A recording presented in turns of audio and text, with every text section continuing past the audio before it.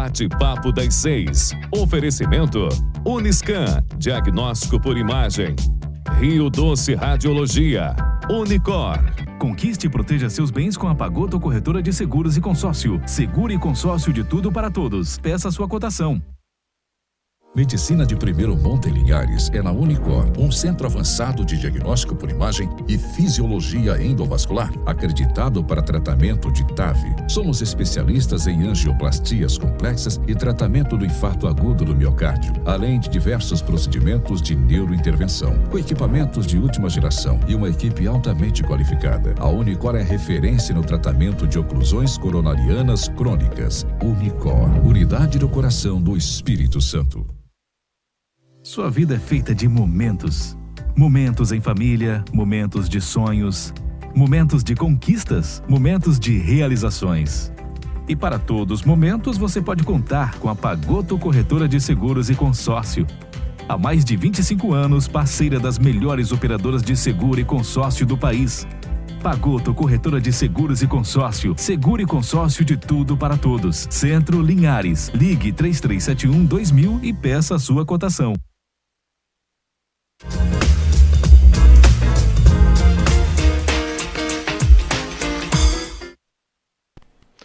Olá, muito boa noite. Está começando o nosso bate-papo das 6, aqui na TV Sim para todo o estado. Essa é da Terra. Meu nome é Patrick, cumprimento também quem nos acompanha pela Rádio Viva 106.1 e pelo YouTube. Lembrando que você também pode participar conosco enviando sua pergunta para o nosso WhatsApp, no telefone 27 99622 4547. E como você sabe, toda quarta-feira a gente tem um bate-papo voltado para medicina e saúde. E o nosso tema de hoje, aproveitando que estamos no início do mês de outubro, nós vamos conversar um pouco vamos dar início aos programas abordando o Outubro Rosa, referente, como vocês sabem, sobre uma campanha mundial sobre o tratamento e prevenção e o diagnóstico precoce do câncer de mama. E para a gente conversar sobre esse tema extremamente importante e relevante para a saúde das nossas mulheres, eu tenho aqui do lado grandes convidados para a gente conversar. Ao meu lado, a doutora Natália Durão, ela é radiologista especialista em imagem mamária. Muito obrigado, doutora Natália.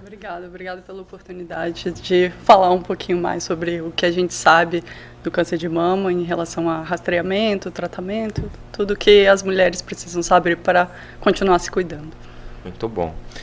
Ao lado da Natália, nós temos a Tatiana Ribeiro. A Tatiana é assistente de custos do Hospital Rio Doce. É uma grande personagem para ilustrar muito o nosso tema de hoje, a nossa história. Ela tem uma grande história, uma linda história de superação do câncer de mama. A gente vai conversar um pouquinho mais sobre isso durante o programa. Muito obrigado, Tatiana. Obrigada pelo convite, né, de mostrar que o câncer é só uma doença, que ele não significa a morte, né, que eu estou aqui, né, por causa disso, que eu estou viva, eu venci o câncer. Isso aí, muito bom. E ao nosso lado também temos o Dr. Pedro Lavigne, ele é mastologista. Muito obrigado, doutor Pedro.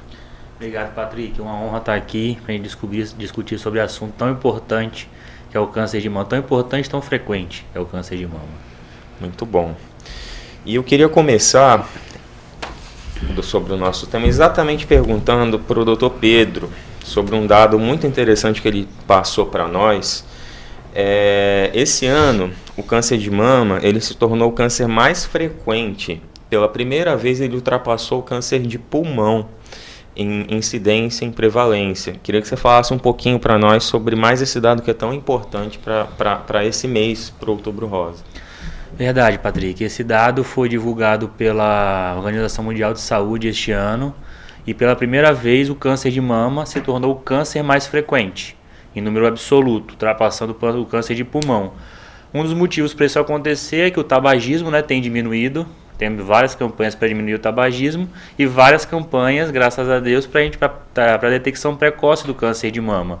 Então a gente está conseguindo diminuir a incidência do câncer de pulmão e aumentar a detecção precoce do câncer de mama. Ótimo. Por isso que o número absoluto do câncer de mama aumentou. Isso é um dado extremamente importante, torna mais relevante ainda a gente conversar e informar bastante vocês sobre esse assunto. E aí, vamos dizer assim, o princípio básico de todos os tipos de câncer, inclusive o câncer de mama, é o diagnóstico precoce. Quanto mais precoce, a gente sabe que maiores as chances de cura. E eu queria perguntar para a doutora Natália, com que idade a mulher tem que começar a rastrear o câncer de mama? O que a Sociedade Brasileira de Mastologia e o Colégio Brasileiro de Radiologia preconizam, também as sociedades americanas e europeias, é começar o rastreamento a partir dos 40 anos, ele durando até os 74 anos, e a partir dos 74 anos ponderar em relação à expectativa de vida, se vale a pena continuar ou se a expectativa não for tão alta, a gente interrompe. Mas o preconizado, então, pela maioria das sociedades é de 40 a 74 anos.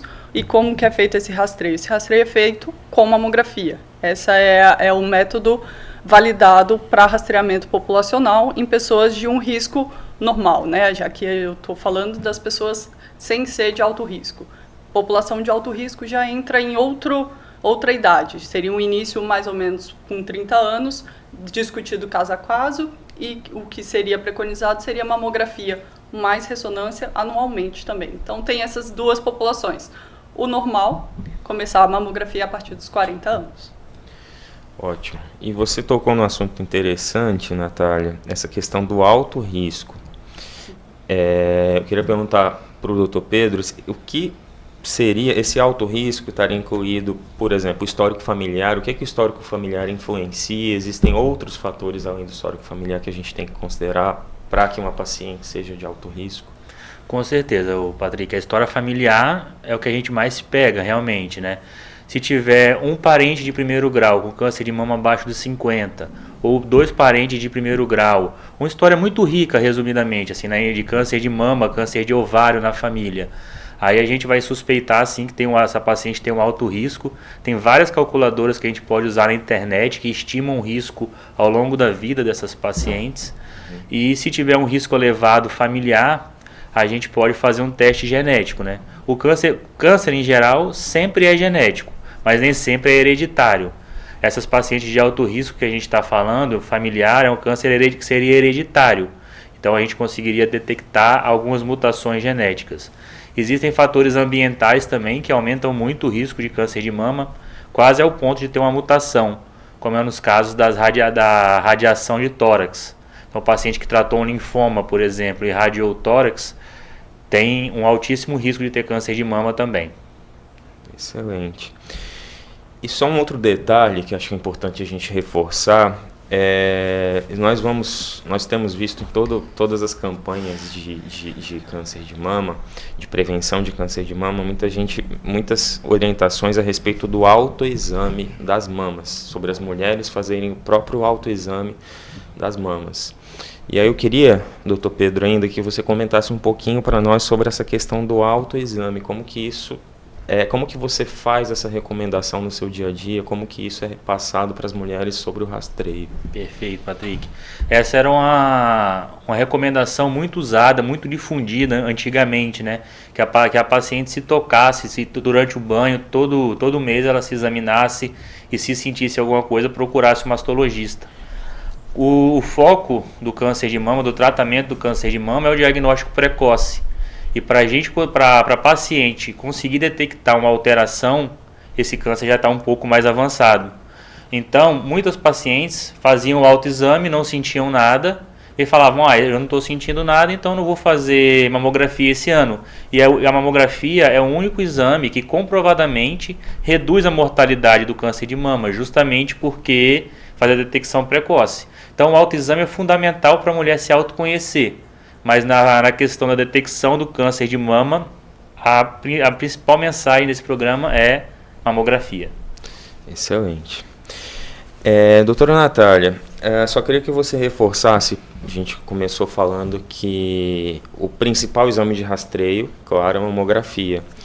Com que frequência essa mamografia deve ser feita? Existe alguma diferença de frequência de acordo com cada caso? Como que isso funciona? Bom, Varia um pouco com as sociedades. Como eu falei, a Sociedade Brasileira de Mastologia e o colégio recomendam a partir dos 40 anos de forma anual. Se a gente seguir o Ministério da Saúde, ele recomenda a partir dos 50 anos bienal, né, de 2 em 2 anos. Então, realmente tem essa diferença de rastreamento. O mais indicado é a partir dos 40 anos, inclusive para a população brasileira, que já foi visto que, em comparação com populações americanas e europeias, aqui tem uma incidência de câncer com uma população um pouco mais nova, em relação aos estudos lá de fora. Então, reforça mais essa necessidade de um rastreio a partir dos 40 anos, né? Não seguindo a partir dos 50, mas é anual.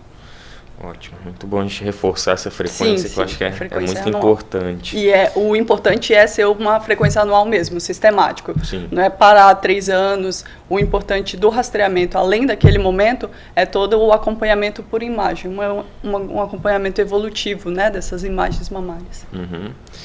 Isso aí. E pegando esse gancho que você falou, a gente sabe que o principal exame de rastreio, como vocês bem falaram, é a mamografia.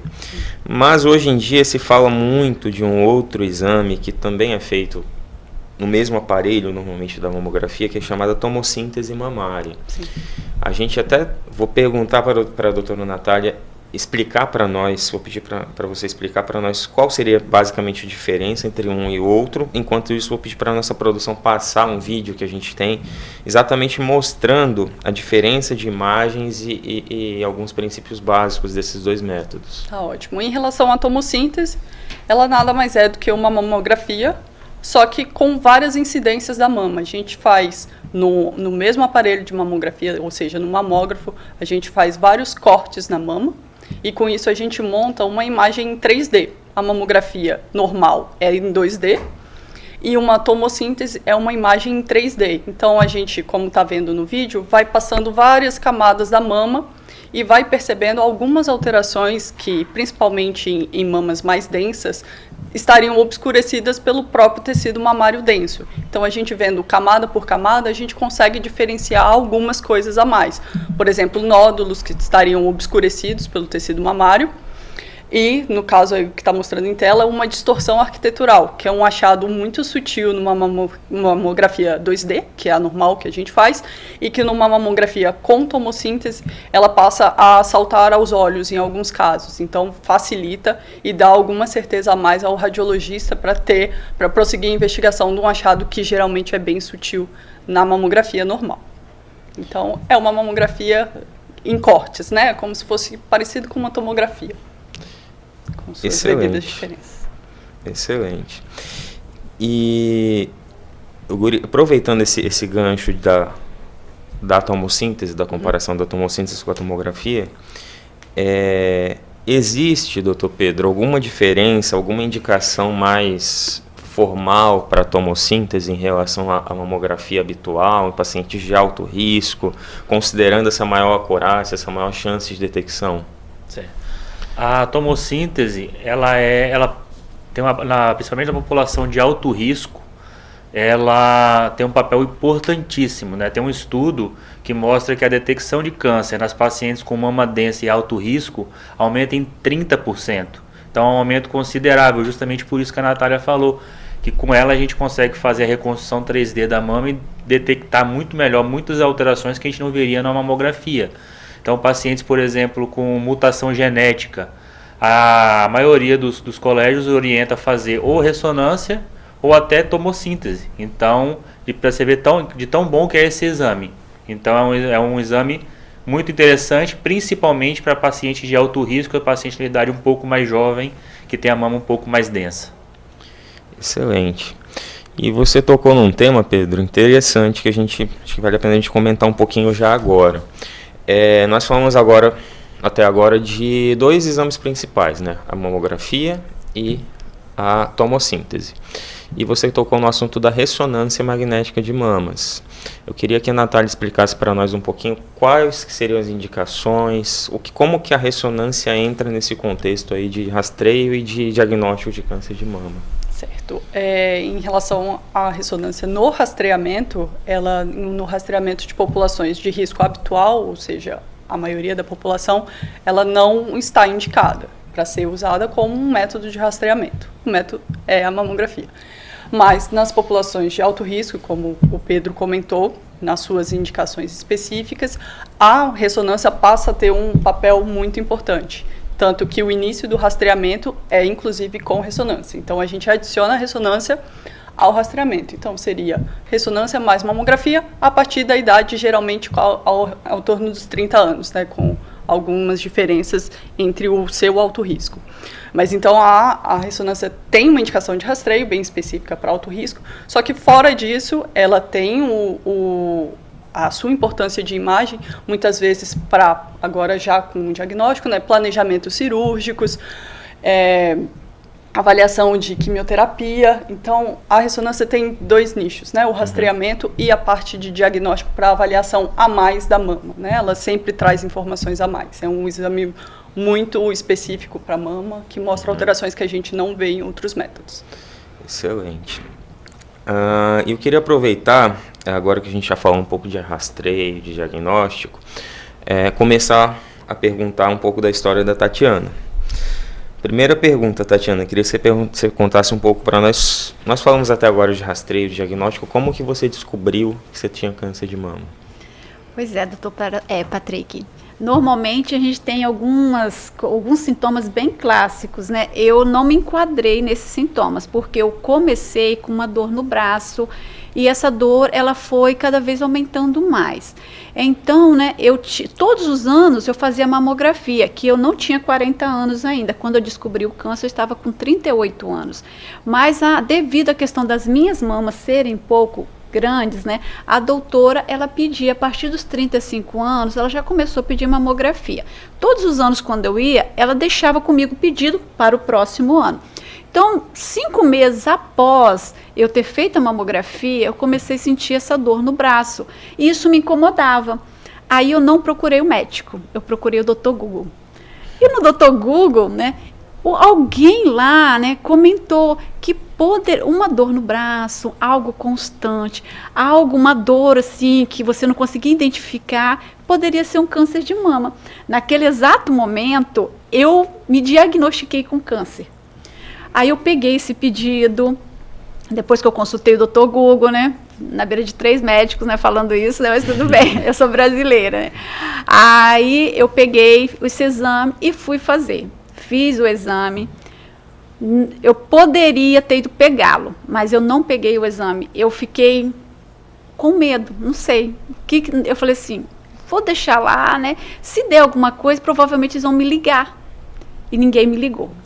Passados uns 2 meses que eu tinha feito essa mamografia, e outra coisa, lá dizia o seguinte, né, no site que eu consultei, que anualmente se faz a mamografia por causa da identificação do câncer. Se eu tinha feito há 5 meses, provavelmente eu não teria um câncer. E ainda já com dores, se eu já estava sentindo dor, significava o quê? Que eu já estava em estágio avançado? É isso que dizia lá. Mas aí eu fui lá buscar o exame, né? Só que no exame estava dizendo o quê? BIRAD 0. Depois de 2 meses, fui buscar esse exame, estava lá BIRAD 0. Aí, os meus exames de mamografia anterior deram o quê? BIRADs 1. Se o BIRADs 1 é bom, imagina o 0, é excelente. Então, né, nesse momento, eu respirei. Ai, meu Deus, graças a Deus, eu não estou com câncer. Aí, levei para a médica. Quando eu levei esse exame, a doutora ficou assim, literalmente apavorada. Ela pediu, né, o anterior. Aí, eu falei assim, mas gente, Tatiana, você não tinha nada. Como que esse nódulo está aqui agora já desse tamanho? Que ele tinha 1,7 centímetros, se eu não me engano. Aí ela falou assim, olha, você precisa de um mastologista urgente. Aí eu falei com ela, mas doutora, esse nódulo é o quê? Aí ela, né, conversou, tal. Aí eu percebi, né, doutora, pode falar a verdade. Aí ela, é um câncer. Só que eu preciso que você consulte um mastologista para ele fazer a biópsia. Através da biópsia, ele vai realmente dizer, né, o que é esse tipo que tipo de câncer é. Mas que é um câncer, isso, né, é bem nítido nas imagens. E foi o que eu fiz. Doutor Pedro nem sabe, mas ao sair do consultório, desesperada, chorando, eu encontro a mãe de doutor Pedro. a Carol, que é assistente social. Ela viu que eu estava, né, assim, né, meia chorosa, tá? Ela perguntou o que aconteceu. Eu falei assim, a doutora me disse que eu tô com câncer. Ela ficou muito apavorada, me levou até o médico que a doutora tinha me indicado, um mastologista. Ele chegando lá me atendeu, que ela contou para ele o caso, né, o que tinha acontecido. Ele olhou o meu exame e disse para mim, olha, 99,9% é um câncer. Só tenho que fazer a biópsia porque eu preciso saber que tipo de câncer é para a gente começar o tratamento, né? E aí foi um desespero, né, gente? Porque o diagnóstico de câncer, eu acho que ninguém espera ter câncer. Todo mundo espera desenvolver, acho, qualquer doença, menos o câncer. E a gente, né, infelizmente, a gente é ser humano e a gente pode ter qualquer doença, né? Mas o câncer é uma doença que ele muda totalmente a vida da gente e das pessoas que estão ao nosso redor. Isso aí. Existe esse medo realmente do câncer, desse diagnóstico, e é muito interessante, muito importante isso que você contou pra gente. E outra coisa, doutor, eu fiz, o médico mesmo que me atendeu, os dois, tanto o ginecologista como o mastologista, eles tentaram, né, fazer o autoexame para ver se conseguiam tocar nesse nódulo. Eles não conseguiram, porque ele não era palpável. Então foi aonde, né, se fosse palpável, talvez eu teria percebido antes. Mas como não era, por isso que eu demorei tanto, né, a procurar um médico.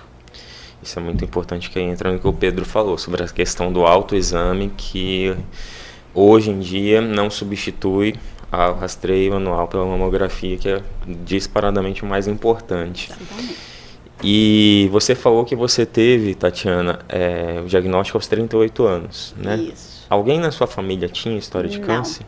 Na minha família, ninguém até hoje desenvolveu nenhum tipo de câncer. Porém, porque uma amiga minha procurou um geneticista, eu também fui com ela, né, para fazer o teste. E, infelizmente, deu, né, no exame que eu tenho mutação no genes BRCA1. Infelizmente, né? Aí eu precisei fazer a mastectomia radical. E ainda tenho que fazer a retirada dos ovários, que é o mais indicado, né, doutor? Nesse caso, muito bem. Bem, muito bom. Chegamos ao final do nosso primeiro bloco, do Bate-Papo das 6. Daqui a pouco a gente volta.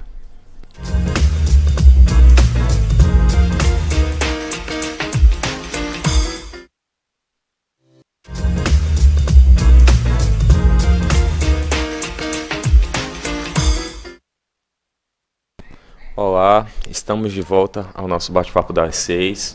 Como vocês sabem, toda quarta-feira o nosso tema é Medicina e Saúde.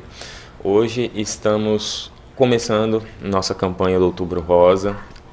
O tema de hoje é sobre prevenção, diagnóstico e prevenção de câncer de mama. Continuando o papo do nosso primeiro bloco, agora a gente vai aproveitar, nós tivemos nessa semana algumas perguntas enviadas para nós de pacientes, de mulheres, enviaram pelas redes sociais, e algumas perguntas muito frequentes também na Uniscan, de pacientes que vão fazer exames de mama. Então nós fizemos um compilado dessas perguntas, dessas dúvidas, que podem muito bem ser as dúvidas de quem está nos assistindo, e vamos perguntar aqui aos nossos especialistas. Eu queria começar com a doutora Natália. Natália, muitas vezes um outro exame que a gente ainda não comentou, mas que é muito importante também para o diagnóstico de câncer de mama, é o ultrassom das mamas. E uma das perguntas enviada para nós por uma das pacientes foi por que é importante, ao mesmo tempo que se faz o ultrassom das mamas, também fazer o ultrassom das axilas. Qual que é a importância desse rastreio das axilas? Tá. Para responder essa pergunta, na verdade, eu tenho que falar um pouquinho do ultrassom, né? Isso. O ultrassom não é recomendado de rotina como um método de rastreamento populacional, mas ele sempre serve como um método adjunto, né? Então, ele é um método suplementar ao estudo que a gente faz com a mamografia. Tem pacientes que se beneficiam dessa adição do ultrassom no rastreio, que são pacientes com uma mama mais densa. ela tem essa indicação, ou quando a mamografia vê algumas alterações, que é aí, como aconteceu no seu caso, que a gente dá um B0, que o B0 não quer dizer que não é nada, na verdade é um achado inconclusivo pela mamografia, que a gente solicita um ultrassom para elucidar isso, né? Não é para parar ali, é para continuar a investigação, e geralmente é continuar a investigação com ultrassom. E sendo solicitado esse ultrassom, por que a gente sempre avalia a axila? Então, a gente sempre avalia a axila quando faz o ultrassom de mamas, por quê? Porque na axila a gente tem gânglios, linfonodos. Esses linfonodos fazem parte de uma cadeia linfática que tem em todo o corpo, né? A gente tem gânglios, todo mundo tem gânglios. Na axila, na virilha, no pescoço, é normal ter. E por que a gente avalia isso no exame de mama? Porque quando esses gânglios estão alterados, pode ser uma indicação de que tem alguma alteração na mama, porque toda a drenagem linfática predominantemente vai para a axila do mesmo lado. Então, alguma coisa alterada na mama, a primeira via de drenagem ou disseminação seria para a axila. Então, por isso a gente sempre avalia em conjunto. Qualquer alteração lá chama a atenção para a gente investigar mais minuciosamente a mama. Então, realmente está correto impedir ultrassom de mamas e ultrassom de axila. Excelente. E acabou, Natália, que você respondeu um pouquinho da próxima pergunta das nossas pacientes, que pelo que me informaram, foi o recorde. Sempre é o recorde. Exatamente. E aí eu queria perguntar para o doutor Pedro, por que toda vez que faço mamografia o médico me pede ultrassom, já que a ultrassom não vê mais do que a mamografia? Então, como a Natália falou, Patrick, a ultrassonografia é um método complementar, né? Sim. Ela não substitui a mamografia. A maioria das mulheres gosta muito mais de fazer ultrassom, porque não aperta a mama, e você está ali junto do médico, conversando, vendo o exame junto, então parece ser um exame mais aprofundado, vamos dizer assim. Mas a ultrassonografia não consegue detectar a principal manifestação do câncer inicial, que são as microcalcificações. Só a mamografia tem capacidade de detectar essas alterações. E se a gente detecta o câncer nesse estágio de microcalcificação, a chance de cura da paciente é de 95%. Então, não tem nenhum estudo que comprove que use o ultrassom como método de rastreio, a não ser em populações específicas de alto risco, mas no geral, a mamografia, apesar de incômodo, de apertar a mama e ser um exame rápido, é um método indicado para o rastreio. Então, se tem algum médico que pede sempre mamografia e ultrassom, não tem um respaldo científico para isso, tá? A ultrassonografia deveria ser solicitada de uma forma complementar à mamografia quando a gente tem alguma dúvida. Excelente. Mais uma pergunta que acredito que seja recorrente para vocês. Doutora Natália, o implante de silicone pode atrapalhar a visualização de algum nódulo na mama? Bom, vamos lá. O implante, como ele é denso, fica denso, vou usar que ele fica branco na mamografia, que é assim que ele pode sim atrapalhar um pouco a detecção de alguns nódulos, dependendo da região da mama que ele está. Mas para a gente contornar isso, sempre quando a gente faz uma mamografia de uma paciente com implante, nós fazemos manobras adicionais, ou seja, a gente faz incidências mamográficas com o implante na posição normal e fazemos uma manobra que meio que esconde esse implante e a gente pega uma maior quantidade de tecido mamário. Então, na verdade, a gente usa métodos para tirar o silicone do meio da nossa análise de mamografia.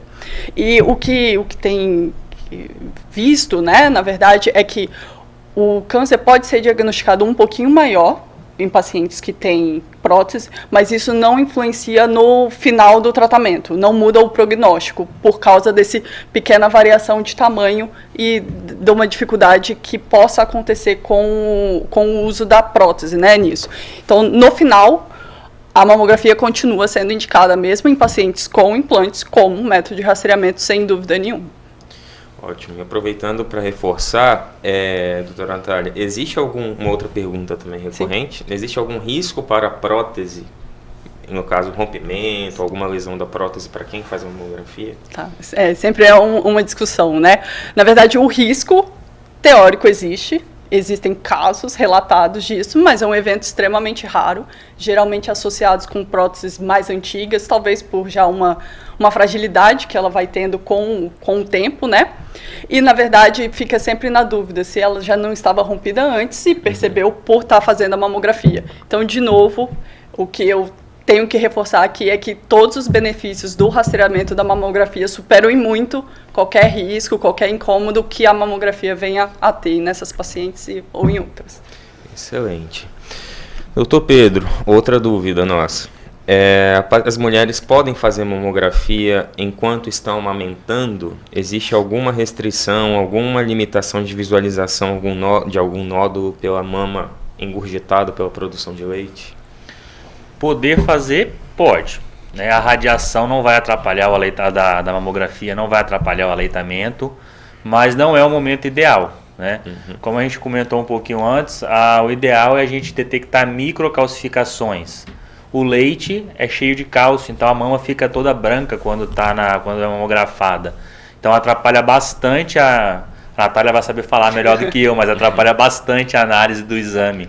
Né? Então não é o momento ideal para fazer mamografia. Até o ultrassom dificulta bastante por causa das alterações fisiológicas da mama. Mas pode poder, se tiver um nódulo, precisar do diagnóstico, lógico que nós vamos fazer, mas não é o melhor momento para ser feito. Excelente. Você quer comentar um pouquinho, Natália, para essa questão? Não, foi exatamente o que o Pedro falou.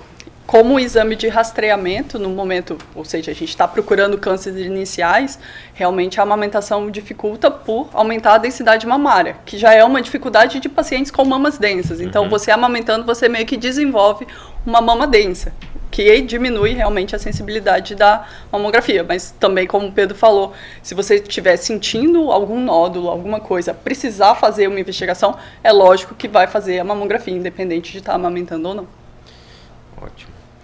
E uma outra dúvida que acho que vale também como uma recomendação é por que nos exames de mama, na verdade, acho que na maior parte dos exames de imagem, mas os de mama acho que se torna mais importante, é tão importante que a mulher leve os exames anteriores. Sim, é super importante isso. É até bom falar um pouco aqui. E o porquê que é importante, né? A mamografia é uma foto daquele momento. Você fez uma mamografia hoje, eu sei como está a sua mama hoje.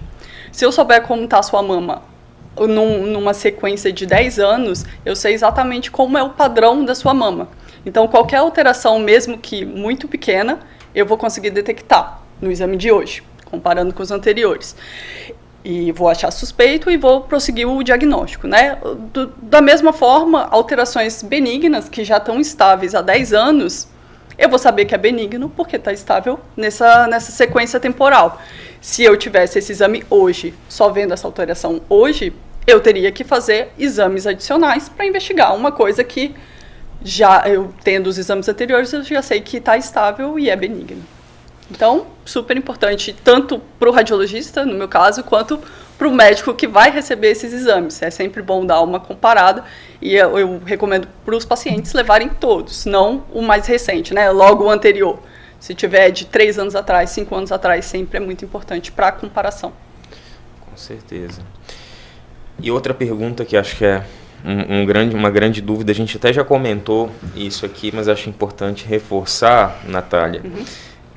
Se eu fizer mamografia todo ano, não corro o risco de ter câncer por causa da radiação da mamografia? Tá. Não, o risco é hipotético, não tem nenhum estudo mostrando que a mamografia cause câncer, nem de mama, nem de tireoide, que teve um tempo que estavam comentando isso.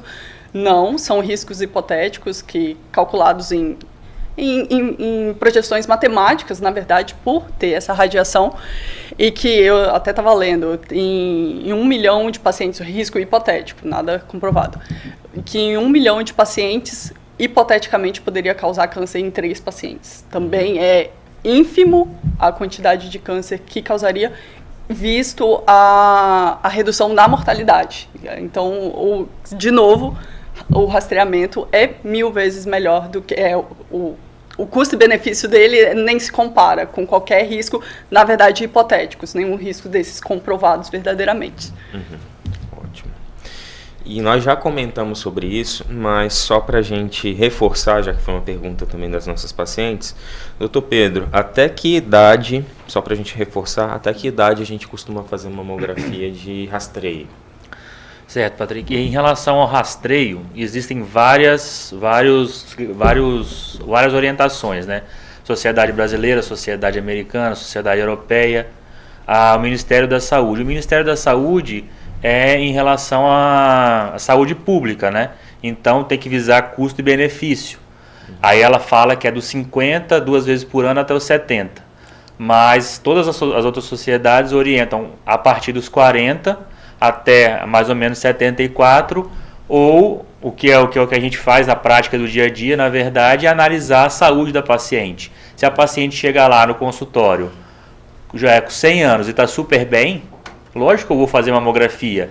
E se tem uma paciente que tem 65 anos e está acamada, debilitada, não tem por que eu fazer uma mamografia nessa paciente. Então vai muito do bom senso a hora de terminar, a hora de parar. Mas a hora de começar é pelo menos com 40 anos e seguir até quando a paciente estiver bem. Ótimo. Muito bom. Chegamos ao final da lista de perguntas mais frequentes que nos enviaram. E acho que agora é importante a gente passar para um outro ponto, que eu vou explorar até um pouquinho mais agora o doutor Pedro, sobre o tratamento. A partir do momento, como a Tatiana bem falou, relatou para nós, daqui a pouco eu vou perguntar algumas coisas a mais para ela. A partir do momento do diagnóstico, doutor Pedro, qual que é o próximo passo? Uma mulher descobrir que estou com câncer de mama, estou com nódulo, tem grande chance de ser câncer. O que ela faz? O que se deve fazer a partir disso? Tá. Quando a paciente chega para a gente com a grande suspeita de ter câncer, um nódulo suspeito, o próximo passo é a gente fazer a biópsia desse nódulo. Biópsia é tirar um pedacinho desse nódulo e mandar analisar. E aí a gente vai ter certeza se é câncer ou não. Essa biópsia pode ser feita quando o nódulo é fácil de sentir, eu consigo fazer no consultório mesmo. Mas quando ele não é palpável, que é o momento ideal, a gente faz guiado por algum método de imagem, seja mamografia, ultrassom, tem várias formas de serem feitos. E uma vez diagnosticado que é câncer de mama, só saber que é câncer é muito pouco, né? Hoje em dia, nós estamos na era da medicina personalizada, a gente precisa saber, vamos dizer, o nome e o sobrenome do seu câncer. E de acordo com cada tipo de câncer, a estratégia de tratamento vai ser diferente. Ou a gente começa com quimioterapia, ou a gente começa com cirurgia, varia muito com a idade da paciente mesmo, então é muito individualizado o tratamento, a forma como vai ser feita. Exatamente. E aí uma coisa interessante que eu acho que é importante você salientar, normalmente existem duas formas, vamos dizer assim, de abordagens. A mastectomia, que é a retirada completa da mama, e a quadrantectomia, que é a retirada de um quadrante, que a gente fala que é uma fração da mama. Existem, claro, indicações, queria que você falasse para nós um pouquinho sobre isso. Muito comum, quando a gente dá o diagnóstico de câncer, quando a gente fala que é câncer, a paciente já entra em choque, né? A gente tem muito essa ideia arraigada na gente de que câncer é uma sentença de morte. Temos aqui hoje um exemplo para provar que não é bem assim, longe disso, né? E nesse contexto de desespero, de perder o chão, é muito comum a paciente falar: Pedro, pode tirar minhas 2 mamas. Mas a gente sabe, Patrick, que tirar a mama ou tirar só o quadrante e fazer radioterapia, o tratamento oncológico, a chance de cura é exatamente a mesma na maioria dos casos, tá? Então, nesses casos, tratar mais não significa tratar melhor. Muitas vezes, quando a gente consegue preservar a mama, a gente consegue um resultado estético muito melhor para a paciente. E a parte estética, no momento ali, parece que não é importante, mas ao longo da vida, a parte psicológica da paciente é extremamente importante também, faz parte da saúde. Então, sempre que possível, a gente faz a preservação da mama. Existem casos quando o câncer é muito grande, quando o câncer está avançado, quando tem mutação genética, aí a gente prefere a mastectomia. Mas não é a regra, é a exceção. Ótimo. Daqui a pouco a gente vai continuar conversando sobre esse tema. Nós vamos para o nosso segundo intervalo. Daqui a pouco a gente volta.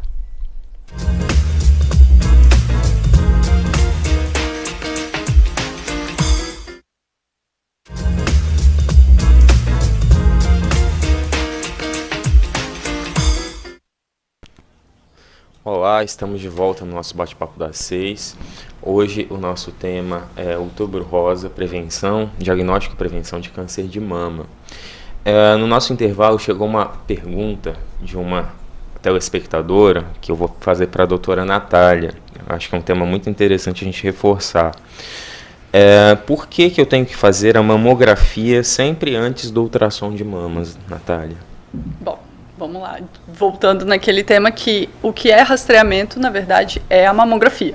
O ultrassom não é usado como rastreamento. E por que isso? Por que a gente orienta as pacientes a fazer a mamografia antes do ultrassom? Porque na mamografia a gente pode ver alterações, e é normal ver, que a gente vai querer fazer uma complementação com o ultrassom. E a paciente, o ideal é sempre marcar uma semana a mamografia, espera sair o resultado e depois, se necessário, ou se o médico tinha pedido, marca o ultrassom. Porque no laudo da mamografia, às vezes vai vir pedindo uma complementação. Viu um nódulo, que pode ser qualquer coisa, pode ser um cisto, pode ser um câncer, e que na mamografia vai sair como a necessidade de fazer ultrassom. Ela recebendo esse laudo, vai fazer ultrassom. Um ultrassom direcionado para esse achado é muito mais efetivo do que um ultrassom feito como um rastreamento, que na verdade ele não serve para isso, né? Não tem nada comprovado. Então eu sempre uso o exemplo de que você entrando num supermercado para procurar, sei lá, um copo rosa, para aproveitar o Outubro Rosa, é muito mais efetivo, você vai direto naquele lugar que tem aquele copo e você só vai procurar copo rosa e você vai sair com um copo rosa, né? Então é a mesma coisa de você entrar. Se você fizer um ultrassom para rastreamento, sendo que não é indicado para rastreamento, é como você entrar num supermercado sem saber o que vai comprar, sem saber o que você vai achar na frente, vai sair com um monte de coisa e no final você saiu sem um copo rosa, que era, na verdade, o que é importante ter. Então a mamografia sempre é o primeiro e depois, caso necessário, complementa com um ultrassom direcionado, que aí é um ultrassom efetivo, que vai alegrar o médico e vai ser o melhor para a paciente, esse conjunto, essa sequência de exames. Excelente, muito bom. Muito bem, voltando um pouquinho sobre o que a gente estava falando no final do segundo bloco, sobre o tratamento do câncer de mama. Eu queria que o Dr. Pedro comentasse para nós rapidamente sobre... Você já falou um pouco sobre a questão da cirurgia, e agora queria que você falasse um pouco para nós sobre quando sempre a gente faz quimioterapia, sempre a gente faz radioterapia, como que se indica esses procedimentos? Os nossos maiores esforços hoje em dia, Patrick, são para tentar evitar a quimioterapia, né? Porque é a parte do tratamento mais penoso realmente, que traz mais consequências para a paciente. Mas existem indicações tudo muito individualizado, vai depender do subtipo de câncer de mama, vai depender se tem linfonodo acometido ou não, vai depender da idade da paciente, do tamanho do nódulo. Então a quimioterapia depende muito do contexto como um todo, então tem que ser muito individualizado. Não dá para eu falar assim, essa pessoa vai fazer, sempre vai fazer quimioterapia, não. Em relação à rádio, funciona mais ou menos da mesma forma, mas a rádio sempre é feita quando a gente preserva a mama. Pelo menos até hoje, isso está para mudar mais para frente, as pacientes mais idosas, a gente já está conseguindo fazer menos rádio e no futuro, talvez em casos selecionados, não fazer nem rádio. Mas sempre, no geral, sempre que a gente preserva a mama, a gente faz radioterapia. Em alguns casos de mastectomia, como tumores grandes também, acometimento axilar, a gente também faz radioterapia. Agora, a quimioterapia é muito individualizada, depende de vários fatores. Excelente. E eu queria aproveitar, falamos um pouquinho de tratamento, queria perguntar para a Tatiana, queria que você contasse, nessa parte a gente já falou, você já contou da sua descoberta, do seu diagnóstico, queria que você contasse como que foi sua trajetória na parte do tratamento. Como falei até com o Dr. Pedro, né? Eu peguei o pacotinho completo, porque eu tive que passar pela químio, tive que passar pela retirada total de mamas, né? Por causa da questão da mutação, né? Dos genes BRCA1. E durante a quimioterapia não é um processo fácil. Se falarmos que é um processo leve e fácil, não é. É um processo doloroso. Eu acho que para nós mulheres, o que é mais dolorido é a perca dos cabelos. porque para mim, foi o momento mais sofrido, porque você se olhar em frente ao espelho e não se reconhecer mais. Então, isso é dolorido muito. Só quem passa pelo câncer, que vivencia o câncer, ele vai conseguir entender o que é isso, porque não tem empatia que consegue chegar próximo a isso. É assim, é uma coisa que não dá para mensurar. A quimioterapia eu passei muito mal, infelizmente, né? Eu ficava assim 5, 6 dias sem tomar água, de tanto mal que eu passava. Mas era um processo que se fazia necessário, né? Eu tentei levar o tratamento de uma forma leve, porque, né, eu tinha que fazer o tratamento, era a única forma de ser curada, eu não tinha outra opção. Então, eu preferi levar o câncer como uma doença que deveria ser tratada, não como uma sentença de morte. Então, muitas pessoas, até várias pessoas me questionavam, né? Ah, mas você fica falando para todo mundo que você tem câncer? Mas eu falava mesmo que eu tinha câncer, porque as pessoas têm que tratar o câncer como uma doença, como qualquer outra doença, porque as pessoas, elas começam a sentir pena de você, às vezes, quando você fala que está com câncer. Elas te olham diferente, com olhar de piedade. Mas não é isso. O câncer é uma doença tratável que nós devemos sempre, né, buscar fazer o autoexame para fazer o diagnóstico precoce para assim, né, garantir, né, e aumentar as chances de cura. E assim, eu, né, sofri, não vou falar que foi maravilhoso, né, foi um momento assim, mas valeu a pena que hoje eu estou aqui. E a gente tem que passar por certas coisas na vida, né, que infelizmente não dá para a gente pular algumas etapas.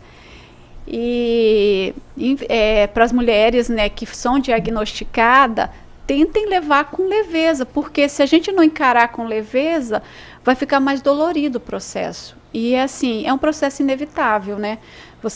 Eu ainda, além do processo de perca de cabelo, eu tive perca de unhas também. As minhas unhas, devido à quimioterapia, caíram todas. Então, assim, eu não me senti uma pessoa normal, vamos colocar, sem cabelos, sem unhas. Então, mas eu tentava levar numa boa, mais ou menos na esportiva, né? E tipo assim, tinha uma frase que eu li e eu achei muito significativa, que o câncer ele não vence ninguém. A gente pode vencer ou pode empatar, porque se a gente morrer, ele morre junto. Então, eu já tinha uma vantagem em relação ao câncer. Ou eu iria vencer, ou eu iria empatar com ele, né? E eu levava isso para mim. E uma amiga minha, né, ela passava mensagem todos os dias dizendo, né? Tudo passa, e isso vai passar também. E realmente passou. Excelente. E, Tatiana, para finalizar, o que você teria para dizer, você já falou um pouquinho agora, para as mulheres que descobriram algum tumor, algum câncer? Para as mulheres, né, logicamente, né, que a gente sabe que não existe receitinha de bolo. É um momento que a mulher ela tem que expressar toda a dor dela, né, que é um momento difícil para ela. Mas é um momento que tem que ser encarado, que o tratamento ele se faz necessário e buscar sempre o apoio familiar, porque foi uma coisa que eu tive muito e fez muita diferença. O apoio familiar, o apoio de amigos, e que é um momento que vai passar. Excelente, muito bom. Chegamos ao final de mais um Bate-Papo das 6. Me despeço de todos vocês, lembrando que esse programa reprisa na manhã da quarta-feira e no domingo à tarde. Gostaria de agradecer a presença da doutora Natália, muito obrigado. Obrigada pela oportunidade. Muito obrigado, Tatiana, novamente. Obrigada a vocês. E muito obrigado, doutor Pedro. Obrigado, Patrick, uma honra estar aqui. Boa noite a todos. Rede Sim de Televisão, essa é da Terra.